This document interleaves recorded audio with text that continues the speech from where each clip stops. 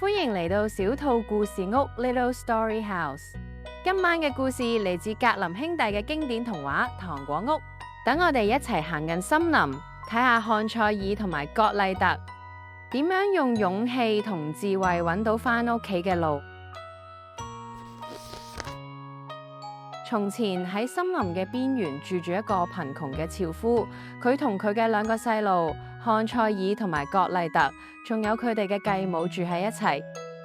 有一年，全國鬧饑荒，佢哋窮到連麵包都冇得食。狠心嘅繼母同樵夫講：我哋將細路帶到森林最深處，抌低佢哋。如果唔係，我哋全家都會餓死。漢賽爾聽到咗繼母嘅計劃。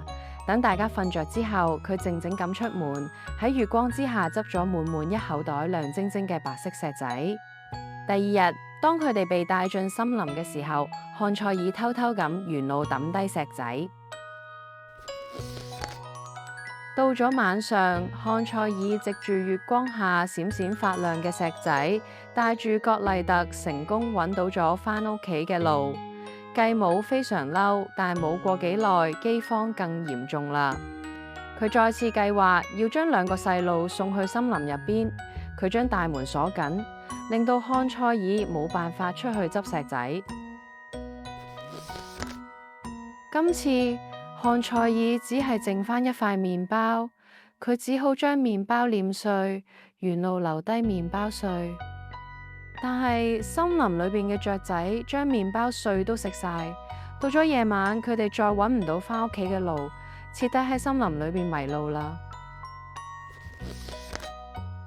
佢哋喺森林裏面走咗3日3夜，又餓又攰。突然，佢哋見到一間神奇嘅屋仔，屋頂係薑餅做嘅，牆呢係朱古力做嘅，而窗呢就係透明嘅糖果。兩個細路都好肚餓，跑上去開始食糖果屋。漢賽爾攞走一塊屋頂食，葛麗特咬開糖果窗框。呢個時候門打開咗，一個拎住拐杖嘅老婆婆走出嚟話：親愛嘅細路仔，快啲入嚟啦！我呢度有更多好食嘅嘢。冇諗到呢一個老婆婆其實係個專食細路嘅壞巫婆。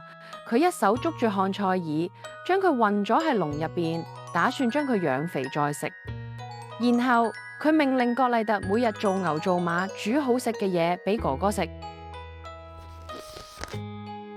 巫婆睇嘢唔係好清楚，每日佢都會走到籠前面講：漢賽爾，伸出你嘅手指頭，等我摸摸你有冇肥到。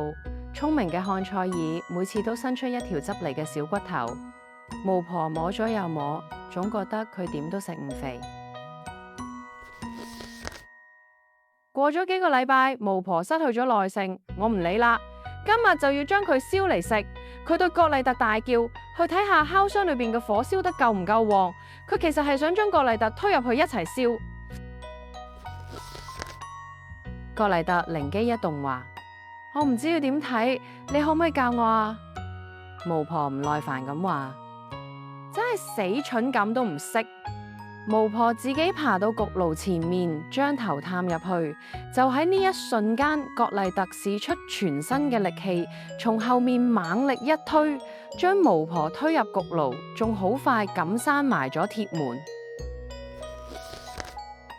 葛麗特即刻跑去放咗漢賽爾，佢哋喺巫婆嘅屋入邊揾到咗好幾箱金銀珠寶，佢哋攞晒啲金銀珠寶，然後逃離咗嗰座可怕嘅森林。